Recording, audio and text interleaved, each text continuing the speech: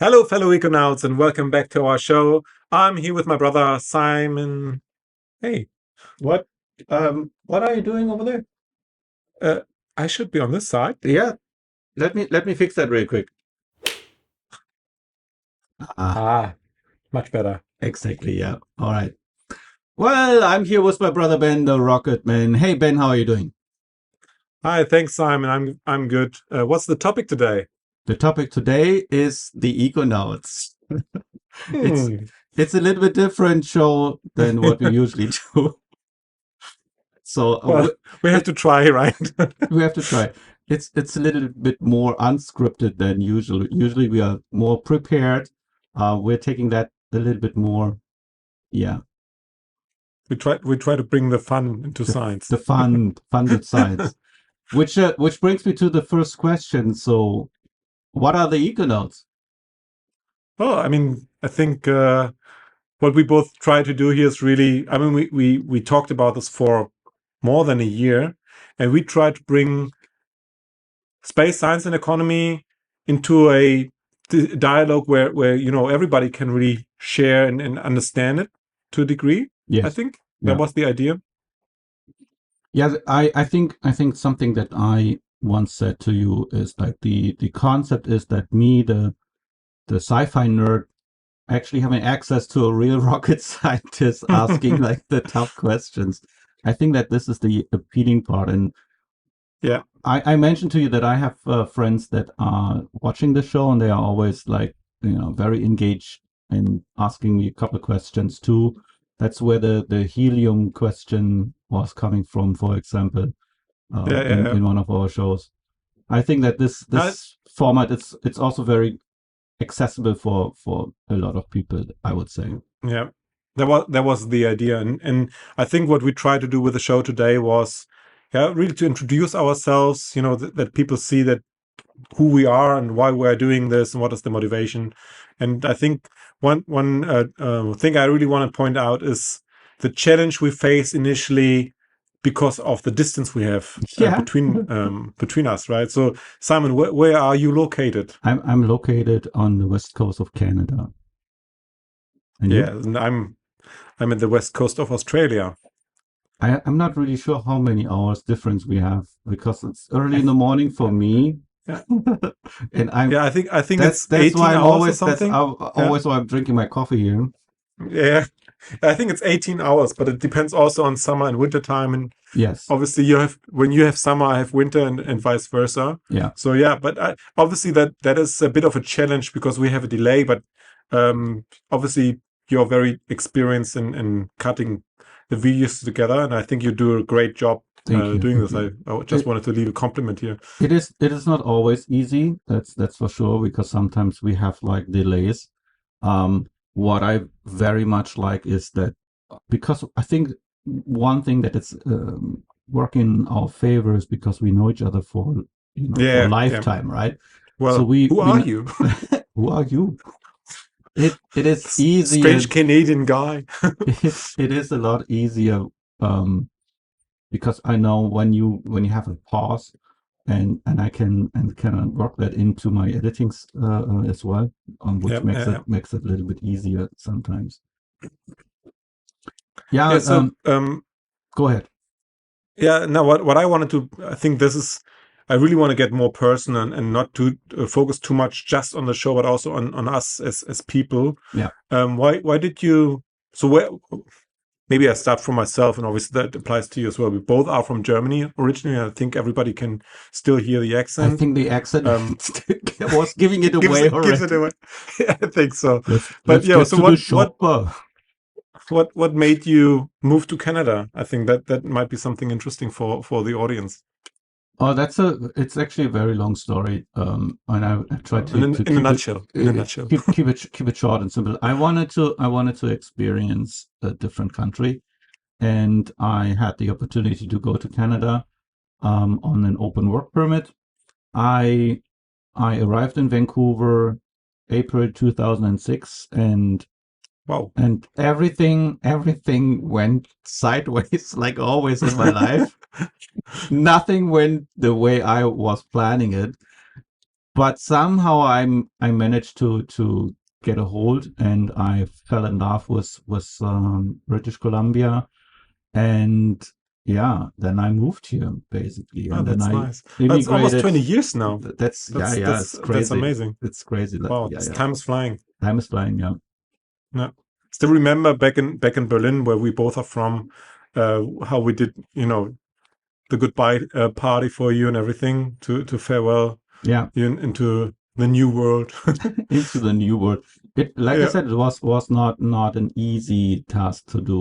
That's for Yeah. I, sure. I I can completely understand that. Yeah. Obviously, I followed in the big footsteps of my oldest brother, not to Canada but to Australia in 2015, and yeah, everything is different, and especially like there was some English from high school and similar to It you, I is. think, but It then is. you have to speak English, and that it's different, right? And then you have to really brush up quickly to I make something I happen. remember in the beginning how frustrated I was that I was Mm. unable to make people understand how I feel, and Yeah, yeah, yeah, how I was unable to actually express myself because I was yeah. very limited.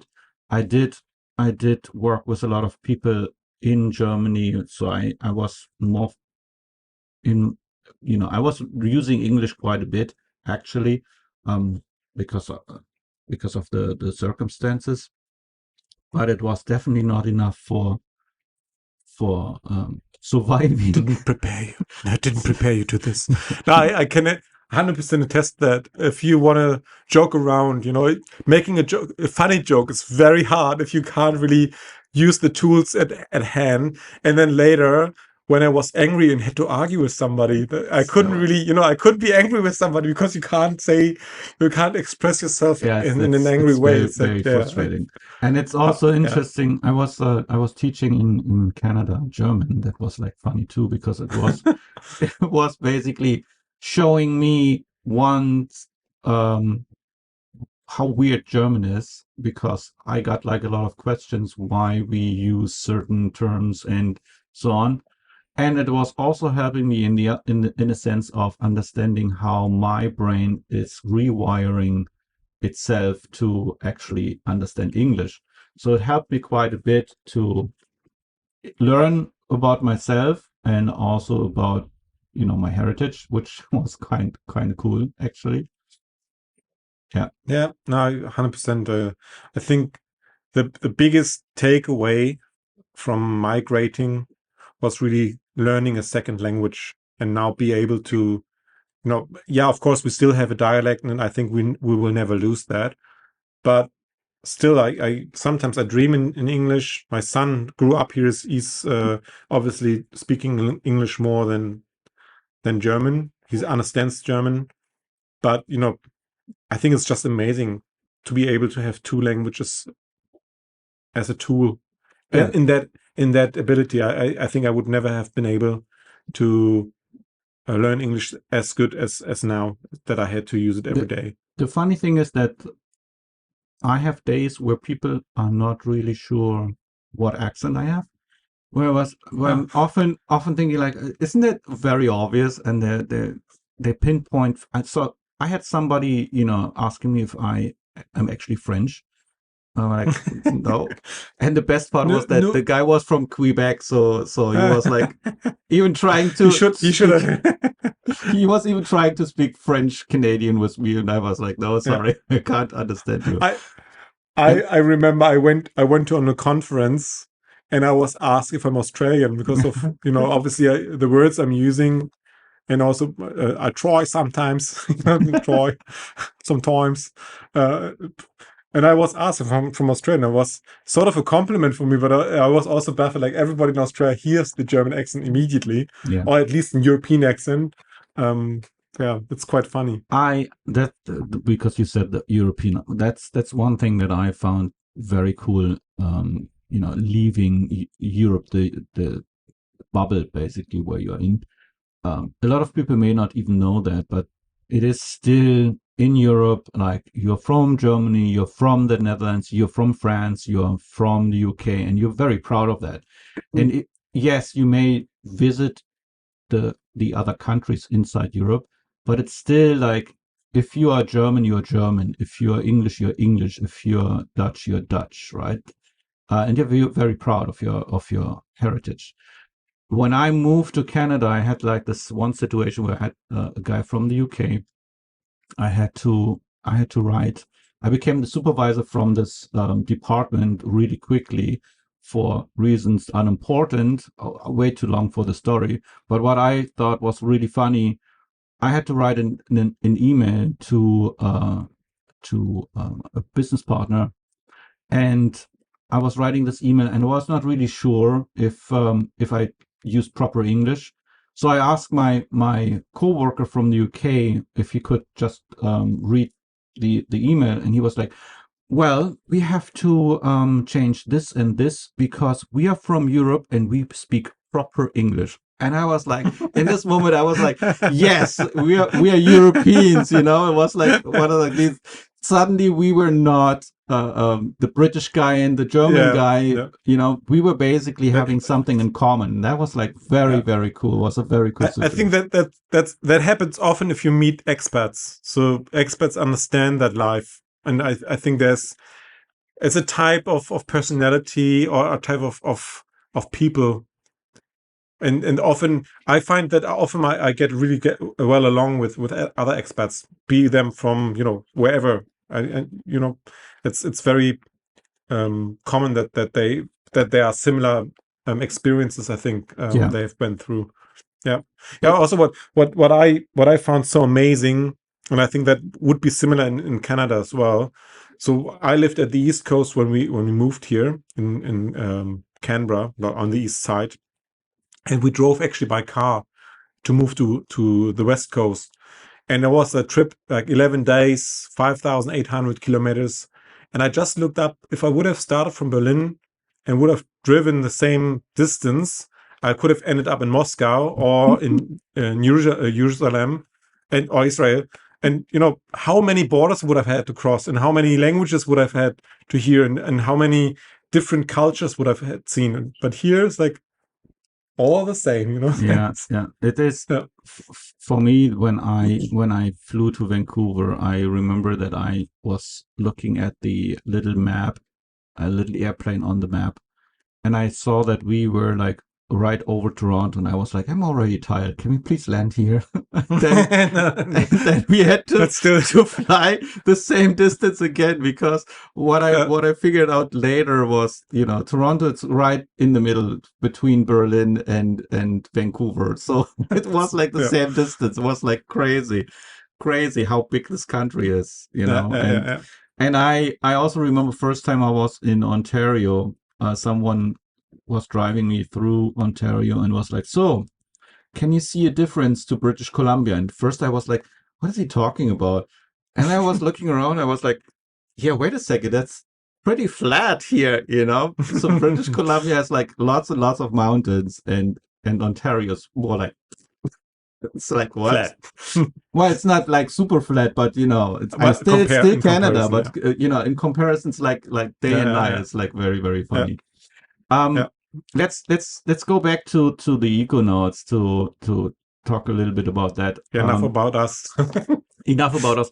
One thing that I wanted to mention is the reason why we do this is this our 10th episode, and we have not really imagined that this show would be taken off that quickly. We were more or less starting out to experiment a little bit what kind of Yeah, format it's working.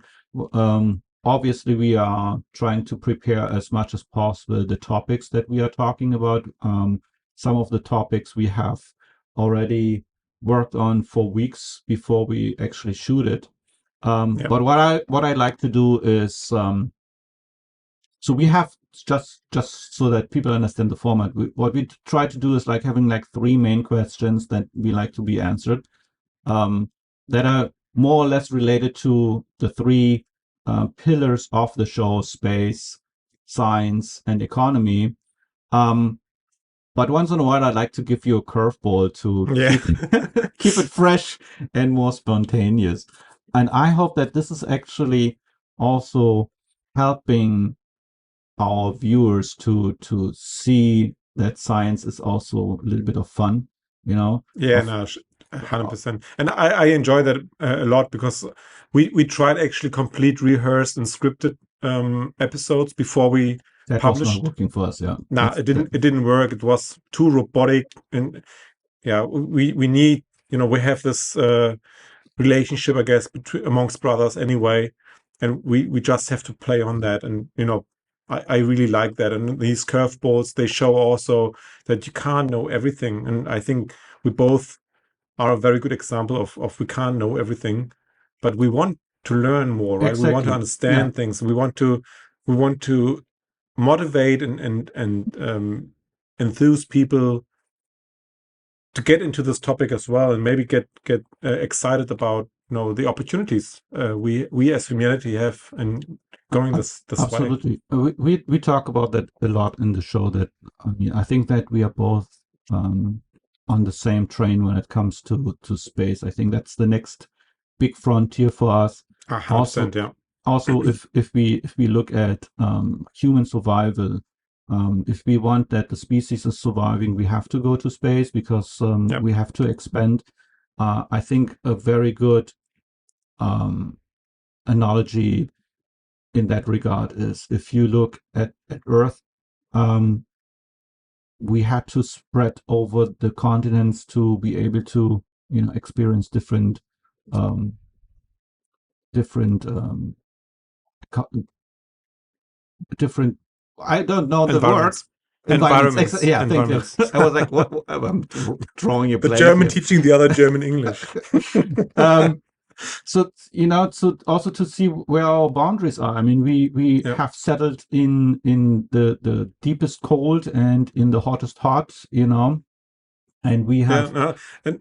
And not only that, it's also, I think, one point I really always want to bring across is when people ask me, why space? We have so many problems here on Earth we haven't solved yet. It's like, well, in the grand scheme of things, even if we just take the solar system, planet Earth is a very tiny speck of dust compared to the size of our solar system. If you go to the universe, obviously we're even less, we're less than a tiny speck of dust. And any problem we really have here doesn't solve, it's a localized problem, right? In order to really find solutions, you have to find general solutions. And you can only find general solutions if you go into, solve things outside there. And also, many things are very applicable. And I think in one show we talked about remote operations and, and communication and AI, how it's used for satellites and rovers and so on. Many things, once we solve them in space, can be applied directly on Earth for, take remote operations for underground mining. If you could just send robots underground and have no person anymore there, these big tragedies where the mine is tumbling down, and then there's 20 people in, somewhere in a last bubble, and there's huge amount of effort to get them out. Imagine you don't have to do that anymore, and then nobody's in harm's way. So I think, and how has it been solved? By solving a problem in space. So I think here is uh, a very good example for why I space is also important. think because we have to be more creative when we put stuff in space. I mean it's not just sending a rocket and then it's there, right? There is a lot to do to actually get this rocket up there. Having a space station like the ISS, A space station. the space station, having like a space station, surrounding Earth is it's already incredible. Knowing Yeah, that yeah, we yeah. can dock, I mean, it's not like landing a plane. Even landing a plane, it's not an easy task, right? Yeah. And now we have to do that in space. And I think um, challenging and pushing to the limits is what brought us as human species, to the forefront of this Yeah, yeah. planet. And And Yeah. And the Yeah. other Yeah. thing is, and we talk about that with space mining because you mentioned that in one show we talked about space mining. That's the other thing. If we have the ability to get resources outside from Earth, we do not have to strip mine here and can actually prevent certain, you know, tragedies that are happening here, and Yeah. just Yeah. just get the resources from some other place, you know. Yeah, and also to use them there in situ instead of bringing them back is, in my eyes, the better solution anyway, so that we don't have to expend too much energy to actually get there. But I think, and this is also a for me a huge spin into this show, and that's why the economy part comes in. Yes, we have a lot of science and space topics, and we try to bring them across to to everybody, not in a very too educated way, but at the same time I feel that often scientists don't understand the economy, and they jump to conclusions very quickly, finding a solution, and they think that's the best solution, but it won't work in an economic environment because there's no business case, or there's a too strong a push from an established business, so that you can't find your way in. And I think that's also one thing we try to elude on, and also the importance for some things to build the economy in the first place. I mean, take space again, obviously, as a main theme.